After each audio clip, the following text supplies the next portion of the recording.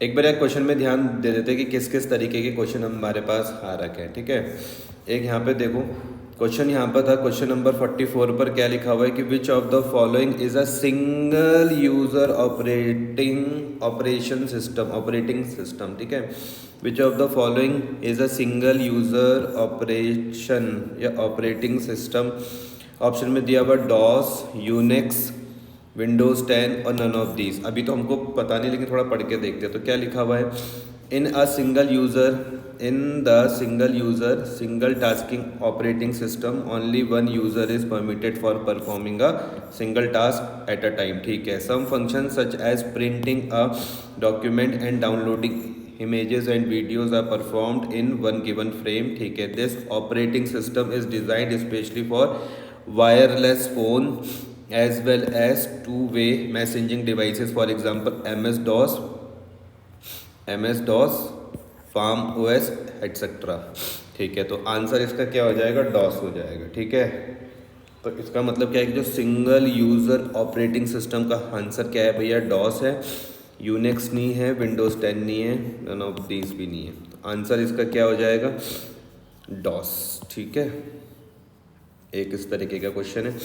फिर है एक ये है कि which of the following is a system software. तो कंपाइलर ऑप्शन एक ये दिया हुआ, एक गूगल दिया हुआ, गूगल, और एक MS ऑफिस दिया हुआ, और एक नन ऑफ दीज दिया हुआ। तो यहाँ पे देखो क्या लिखा हुआ, द सिस्टम सॉफ्टवेयर। किसके बारे में बात करें, सिस्टम के सॉफ्टवेयर के बारे में बात करें। The system software is the interface between the hardware and the user application. The operating system is the best known for example of system software. Compiler is a type of a system software, ठीक है। तो इसका जो answer हो जाएगा वो क्या हो जाएगा आपके पास, कंपाइलर हो जाएगा।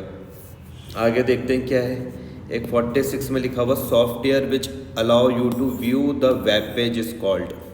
Software which allow you to view the web page. MS office है या वेब ब्राउज़र है या जाया है या विंडोज़ है।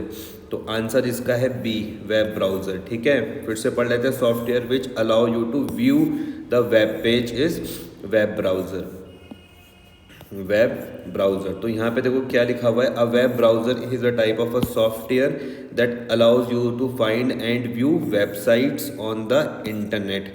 There are many different web browser but some of the most common ones are Google Chrome हो जाएगा, सफारी हो जाएगा, मोजिला फायरफॉक्स हो जाएगा, ठीक है। यहाँ तक कोई दिक्कत तो नहीं है, ऐसे क्वेश्चन आपके पास आ रखे हैं। और आगे देखते हैं। फिर है which of the following is known as a unauthorised access into the computer system. ध्यान से समझना, unauthorised access into the computer system. Option में क्या दिया हुआ भैया, हैकिंग दिया हुआ है, इनक्रिप्शन दिया हुआ है, डिक्रिप्शन दिया हुआ, या फिर नन ऑफ दीज दिया हुआ। पढ़ के देखते हैं। आंसर में लिखा हुआ unauthorised computer access, unauthorised computer access popularly refer to as hacking. क्या बोलते हैं हम इसको, हैकिंग बोलते हैं, याद रखना। Unauthorised access into computer system को हम लोग क्या बोल रहे हैं भैया, हैकिंग वो बोल रहे हैं। Unauthorised computer access popularly refer to as hacking. describe a criminal action whereby someone use a computer to knowingly gain access to data in a system without permission to access that data, ठीक है। आगे 148 में देखते हैं, when a computer is connected to a network it is gets. ध्यान से माना, अगर कोई कंप्यूटर किसी नेटवर्क से कनेक्ट हो जाएगा तो क्या होगा, क्या मिलता है उसको। ऑप्शन में है IP एड्रेस, ऑप्शन में क्या है भैया, IP एड्रेस दिया हुआ, वेब एड्रेस दिया हुआ, मैक एड्रेस दिया हुआ, कंप्यूटर एड्रेस दिया हुआ। आंसर इसका ए है, IP एड्रेस, ठीक है। क्या लिखा हुआ, when a computer is connected to a network it gets IP address, ठीक है। जब कोई कंप्यूटर किसी नेटवर्क से कनेक्ट होगा तो उसको क्या मिलेगा भैया, IP एड्रेस मिलने वाला है। IP एड्रेस स्टैंड फॉर, इसकी फुल फॉर्म भी देख लो, इंटरनेट प्रोटोकॉल एड्रेस। याद रहेगी इसकी फुल फॉर्म क्या है, इंटरनेट प्रोटोकॉल एड्रेस। किसकी, IP एड्रेस की फुल फॉर्म क्या है, इंटरनेट प्रोटोकॉल एड्रेस। फिर लिखा हुआ है, the internet protocol is a set of rules for communication over the internet such as sending mail, streaming video और कनेक्टिंग टू अ वेबसाइट, ठीक है। An IP address identifies a network on the device on the internet. फिर से देख लेते कि when a computer is connected to a network, जब कोई कंप्यूटर किसी नेटवर्क से कनेक्ट करेगा तो उसको क्या मिलेगा, आंसर है भैया उसको मिलेगा IP एड्रेस। क्या मिलेगा, IP एड्रेस। अगला देख लेते हैं 149 पर क्या है, अ device that can convert digital signals को जो एनालॉग सिग्नल्स में कन्वर्ट करेगा। ध्यान से समझना किस डिवाइस के बारे में बात हो रही है, जो डिजिटल सिग्नल्स को एनालॉग सिग्नल्स पर कन्वर्ट करेगा, वो डिवाइस कौन सी होती है। क्या पूछा हुआ कि डिजिटल सिग्नल्स को एनालॉग सिग्नल्स में कन्वर्ट करने वाली डिवाइस कौन सी है। ऑप्शन में दिया हुआ अ पैकेट, ऑप्शन में दिया हुआ अ मॉडम, ऑप्शन में दिया हुआ एन इमुलेटर और है नन ऑफ दीज। पढ़ के देखते क्या लिखा हुआ, a device that can convert digital signals to analog signals is modem. याद रखना क्या बोलते हैं हम उसको, मॉडम बोलते हैं। तो जो क्या करेगी, जो डिवाइस क्या करेगी, डिजिटल सिग्नल्स को एनालॉग सिग्नल्स पे कन्वर्ट करेगी, उसको हम क्या बोलते हैं, मॉडम बोलते हैं। Modem is a short for modulator and demodulator. पूछ लिया किसी ने अगर मॉडम की फुल फॉर्म, तो मॉडम की फुल फॉर्म भी याद रखना, मॉड्यूलेटर एंड डीमॉड्यूलेटर। कोई दिक्कत तो नहीं है, इस तरीके के क्वेश्चन आपसे पूछे जा रहे हैं, modulator and demodulator. It is a hardware component that allows a computer or another device. एक ऐसा कंपोनेंट है, हार्डवेयर कंपोनेंट है, जो आपको अलाउ कर रहा है, allow a computer or another device such as a router or switch to connect to the internet, ठीक है। फिर it converts or modulates and analog signals from a telephone or cable wire to a digital data, ठीक है, 1S और OS। इस तरीके से that a computer can recognise. तो याद रहे ना यहाँ पर, a device that convert digital signals, जो डिजिटल सिग्नल्स को एनालॉग सिग्नल्स में कन्वर्ट करेगा, उसको हम किस नाम से जान रहे हैं, मॉडम के नाम से जान रहे हैं। फिर 150 में क्या है, which of the following are programming language. जैसे कि जावा दिया हुआ है, प्रोग्रामिंग लैंग्वेज कौन सी है भैया, जावा दिया हुआ, MS वर्ड है, MS ऑफिस है या C++ है, ठीक है। तो आंसर में 1 और 2, 1 और 2 में मतलब कि भैया जावा और MS वर्ड, नहीं भैया नहीं। दूसरा 2 और 3, 2 में कौन है, MS वर्ड और MS ऑफिस, ये भी नहीं है। 1 और 4 जावा और C++, हाँ ये है। 4 और 3 में C++ और MS वर्ड नहीं। तो आंसर इसका क्या हो जाएगा, C हो जाएगा। आंसर क्या हो जाएगा, C मतलब 1 और 4, 1 और 4 का मतलब क्या हो जाएगा, एक हो जाएगा जावा, दूसरा क्या हो जाएगा आपका C++। देखो यहाँ पर क्या लिखा हुआ कि Java and C++ are programming language. ये दोनों कौन सी लैंग्वेज है भैया, प्रोग्रामिंग लैंग्वेज है। वाइल जो MS वर्ड है और जो MS ऑफिस है are not a programming language but a software developed by Microsoft, ठीक है। इस तरीके के क्वेश्चन यहाँ पर आ रखे हैं। फिर है 1 gigabyte is equal to which of the following. बोल रहे कि जो 1 गीगाबाइट है वो किसके बराबर होती है, which of the following, 1024 byte, 1024 kilobyte, 1024 megabyte या नन ऑफ दीज। ध्यान से समझना कि जो 1 गीगाबाइट है वो किसके बराबर होगी, 1024 बाइट के बराबर, 1024 किलोबाइट के बराबर, 1024 मेगाबाइट के बराबर या नन ऑफ दीज। आंसर में है सी मतलब 1024 megabyte. 1 gigabyte is equal to 1024 megabyte, 1024 megabyte, ठीक है। The smallest unit of measurement used for measuring data is bit. ध्यान से समझ, जो स्मॉलेस्ट यूनिट है किसकी, मेजरमेंट की। ध्यान से समझना, जो स्मॉलेस्ट यूनिट है किसकी, मेजरमेंट की, used for measuring data is bit. ये भी आप याद रख लो कि जो स्मॉलेस्ट यूनिट है मेजरमेंट की, जो डाटा को करती है मेजर, उसको हम क्या बोलते हैं, बिट बोलते हैं। तो 1 गीगाबाइट याद रखोगे किसके बराबर है, 1024 मेगाबाइट के बराबर है। स्मॉलेस्ट यूनिट जो मेजरमेंट की है वो याद रखना, वो क्या है भैया, बिट है। और जो 1 बाइट रहेगी वो किसके बराबर है, 8 बिट्स के बराबर है। ये भी याद रखोगे, जो 1 बाइट जो किसके बराबर है, 8 बिट्स के बराबर है। जो 1 किलो बाइट है, जो 1 किलो बाइट है वो किसके बराबर है, 1024 बाइट्स के बराबर है। 1 किलो बाइट किसके बराबर है, 1024 बाइट्स के बराबर है। और जो 1 मेगाबाइट है, 1 मेगाबाइट 1 मेगाबाइट किसके बराबर होती है, 1024 किलोबाइट्स के बराबर होती है। इसको याद कर लेना भाई ढंग से, ठीक है।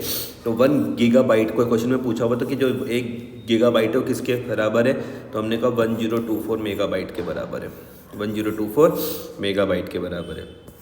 एक और क्वेश्चन आ रखा था कि which of the following computer memory is non volatile, ठीक है। Which of the following computer memory is non volatile. जैसे कि यहाँ पे ऑप्शन में दिया होता है रोम, रैम, कैचे और नन ऑफ दीज, ठीक है, कैच। तो देखते हैं इसमें क्या लिखा हुआ रोम। रोम की फुल फॉर्म याद रखना, रीड ओनली मेमोरी। रोम की फुल फॉर्म याद रखना, read only memory is the most common example of non volatile memory. क्या रोम, तो रोम कौन सी हो गई, ये हो गया आपके पास रोम, ठीक है। मेमोरी, तो non volatile memory is the type of a memory in which data remains stored even if it is powered of, ठीक है। तो रोम याद रखना, रोम की फुल फॉर्म याद रखना, रीड ओनली मेमोरी। एक है, एक तरीके की मोस्ट कॉमन एग्जांपल है किसका, नॉन वॉलेटाइल मेमोरी का। और क्या लिखा हुआ, non volatile memory is a type of a memory in which data remains stored even it is powered of भी हो जाएगा तो भी उसमें डाटा रहने वाला है, ठीक है। 153 पर देखते हैं कि which of the following is use to make the presentation in the computer system. आप किसको इस्तेमाल करते हो, तो बहुत आसान है, MS पावर पॉइंट आंसर आ जाएगा इसका। Which of the following is use to make the presentation in computer system. आप किसका इस्तेमाल करते हो, MS वर्ड का इस्तेमाल करते हो प्रेजेंटेशन के लिए, या एक्सेल का इस्तेमाल करोगे, या पावर पॉइंट का इस्तेमाल करोगे, या SS का इस्तेमाल करोगे। आंसर इसका बहुत सरल है, MS पावर पॉइंट। क्या लिखा हुआ, MS PowerPoint is use to make the presentation in a computer system. हम लोग क्या करते हैं, MS पावर पॉइंट का इस्तेमाल करते हैं काई के लिए, प्रेजेंटेशन के लिए, किसमें, कंप्यूटर सिस्टम पर प्रेजेंटेशन बनाने के लिए हम किसका इस्तेमाल करते हैं, MS पावर पॉइंट का इस्तेमाल करते हैं for personal and professional purpose. ध्यान से इस चीज़ को समझना, MS पावर पॉइंट का हम इस्तेमाल किस में करते हैं, प्रेजेंटेशन के लिए करते हैं। कि अगर मुझे कंप्यूटर सिस्टम में कोई प्रेजेंटेशन बनाना है, चाहे मेरा कोई पर्सनल पर्पस हो, चाहे मेरा कोई प्रोफेशनल पर्पस हो, तो मैं किसका इस्तेमाल करूंगा, पावर पॉइंट का इस्तेमाल करूंगा। It is programme that is included in the Microsoft office suit, ठीक है। इस तरीके के क्वेश्चन आ रखे। फिर 154 में क्या है कि which of the following is known as the brain of the computer system. ध्यान से समझना, पूछा गया कि भैया ब्रेन, कंप्यूटर सिस्टम का हम ब्रेन किसको बोलते हैं, control unit, central processing unit, arithmetic language unit, या फिर कैचे मेमोरी यूनिट। तो देखते हैं क्या लिखा हुआ यहाँ पर कि सेंट्रल प्रोसेसिंग यूनिट मतलब CPU is known as the brain of the computer system. किसको वो बोलते हैं भैया, ब्रेन बोलते हैं। कंप्यूटर सिस्टम का ब्रेन जो है वो क्या है भैया, CPU है, याद रहेगा। कंप्यूटर सिस्टम का जो ब्रेन है वो आपके पास क्या है, CPU central processing unit, CPU central processing unit. यहाँ तक कोई दिक्कत तो नहीं है 104 पर, 154 पर एक बार फिर से पढ़ लूँ तो देखो क्या लिखा, which of the following is known as the brain of the computer system. Operation में दिया होता control unit, central processing unit, CPU, arithmetic language unit और कैचे मेमोरी यूनिट। आंसर में है central processing unit. CPU is known as the brain of the computer system. It is the primary component of any computer system consisting of the main memory, the control unit and the arithmetic logic unit. It is the physical heart of the entire computer system to which various peripheral equipment such as input-output devices and auxiliary storage units are connected, ठीक है। CPU ध्यान में रहेगा। फिर next है 155 में क्या है, which of the following computer languages use to develop static web page. अगर आपको स्टैटिक वेब पेज बनाना हो, ध्यान से इस चीज़ को समझना, फॉलोइंग कंप्यूटर, आप कंप्यूटर की कौन सी लैंग्वेज का इस्तेमाल करोगे, ध्यान से इस चीज़ को समझो कि आप कंप्यूटर की कौन सी लैंग्वेज का इस्तेमाल करोगे। विच of the following computer language जिसको आप इस्तेमाल करोगे काय के लिए, स्टैटिक वेब पेज बनाने के लिए।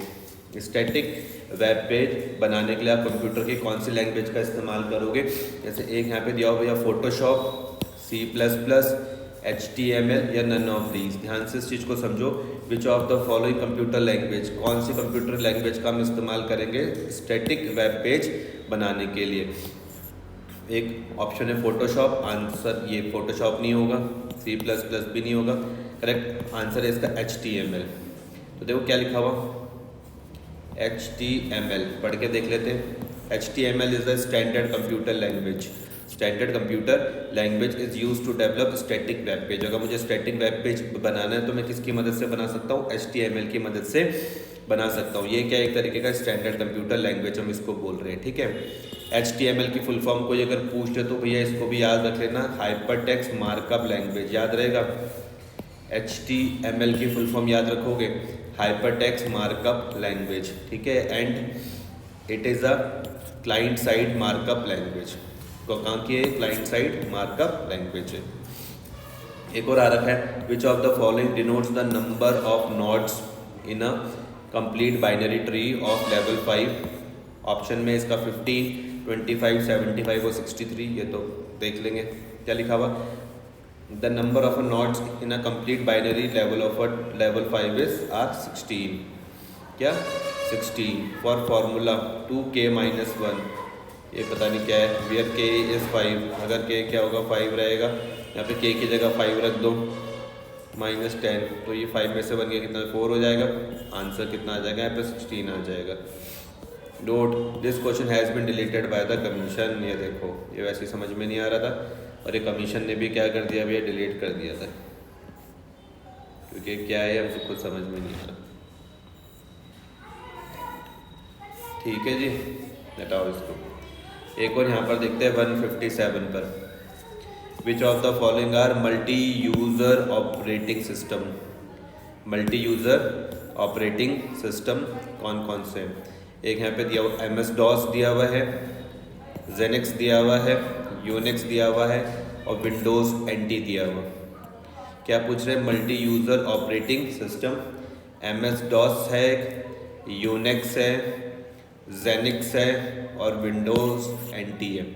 ऑप्शन में क्या है 1 and 2, 1 and 2 में मतलब MS-DOS और यूनिक्स, 2 and 4 में क्या है यूनिक्स और विंडोज़ NT, फिर 1 and 3 में क्या है MS-DOS और जेनिक्स और फिर नन ऑफ दीज, ठीक है। Which of the following are multi user operating system. Answer देखते हैं इसका क्या है 157 का। A multi-user operating system is an operating system that permits several users to access a single system।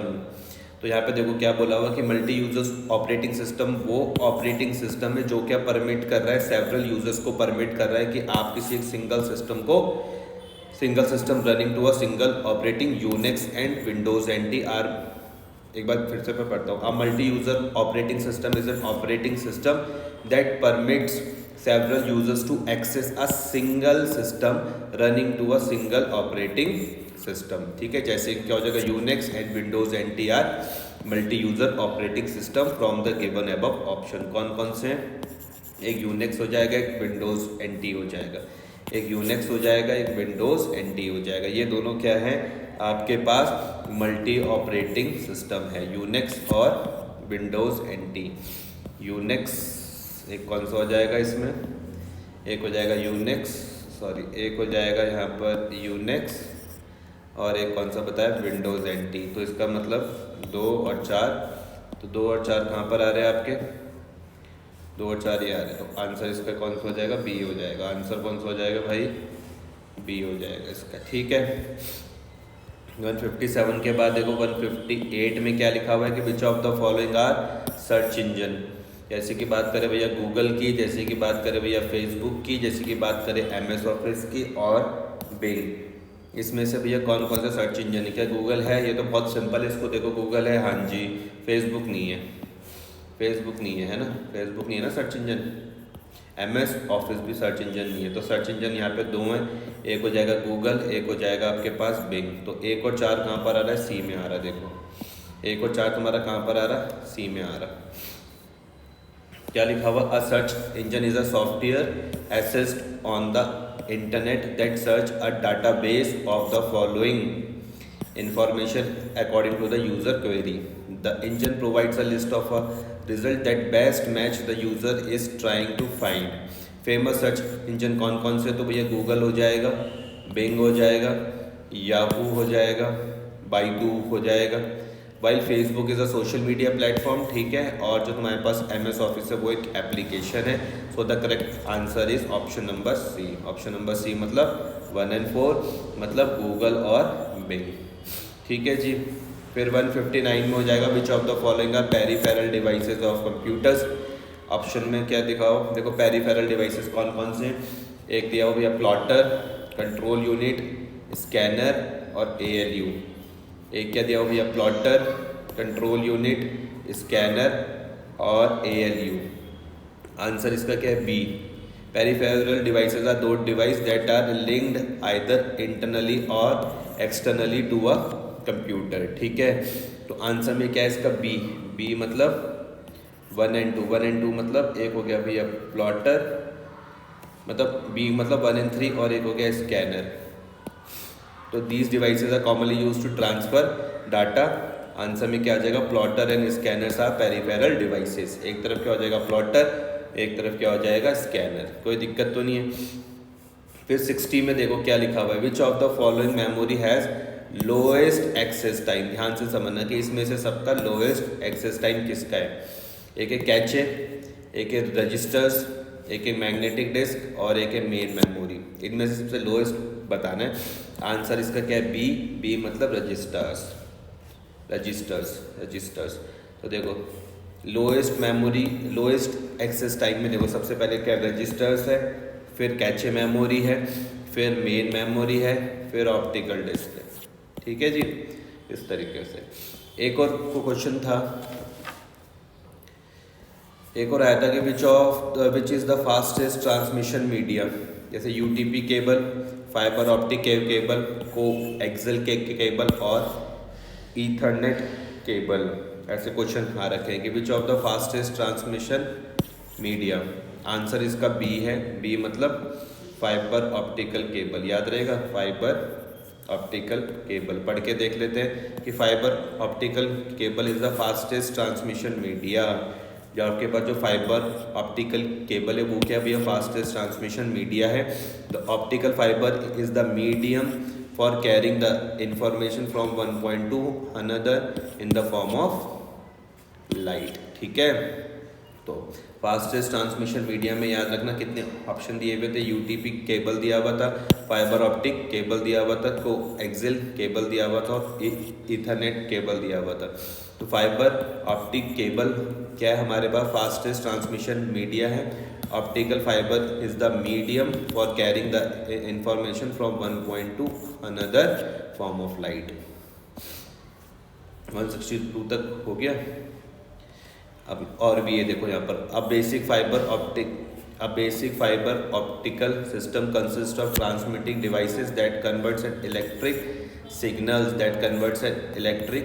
into light signals and receiver that accept the light signals converted back to the electrical signals, ठीक है जी। ये हमने 162 भी solve कर लिया।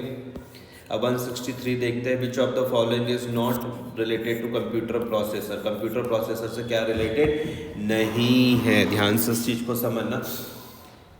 Computer process से क्या related नहीं है, ठीक है।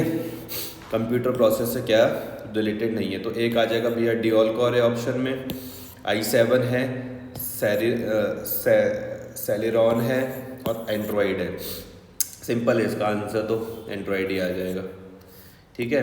Which of the following is not related to computer process से जो रिलेटेड नहीं है, तो एंड्रॉयड कंप्यूटर प्रोसेस से रिलेटेड नहीं है। आंसर देख लेते हैं D. Android is the operating system and it is not related to computer processor. Android क्या है, ऑपरेटिंग सिस्टम है।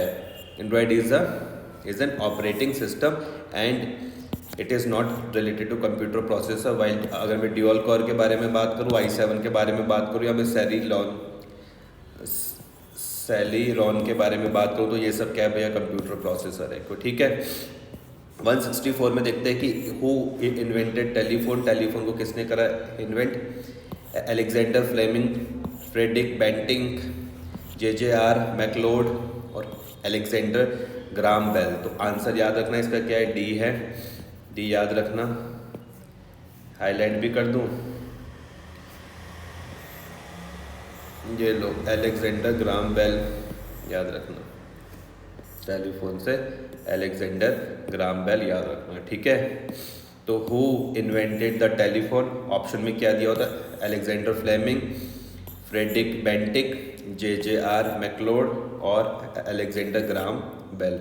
तो लिखा हुआ द टेलीफोन वॉज इन्वर्टेड या इन्वेंटेड हो गए, invented by Alexander Graham Bell. कब किया था, 1876 पर। तो याद रखना कब किया था, लिख दो यहाँ पर, टेलीफोन याद रखना, ठीक है, टेलीफोन याद रखना कब, 1876 पर, यही है 1876, ठीक है जी। और a telephone is a telecommunication device that permits two or more users to connect in a conversation when they are too far apart to be heard directly. तो इस तरीके से हमने क्या करा, आपके साथ डिस्कस करे, जितने भी क्वेश्चन मैंने डिस्कस करे भैया ये कहाँ पर आए थे, ये आए थे आपके उत्तराखंड, कहाँ पर आए थे, उत्तराखंड ROARO में आए थे, ROARO के प्री एग्ज़ाम में आए थे, जो किसका था, एडवोकेट जनरल एग्ज़ाम था, एडवोकेट जनरल का जो एग्ज़ाम था ना, कब का, 2022 का, उसके सारे के सारे क्वेश्चन थे, ठीक है, ठीक है जी।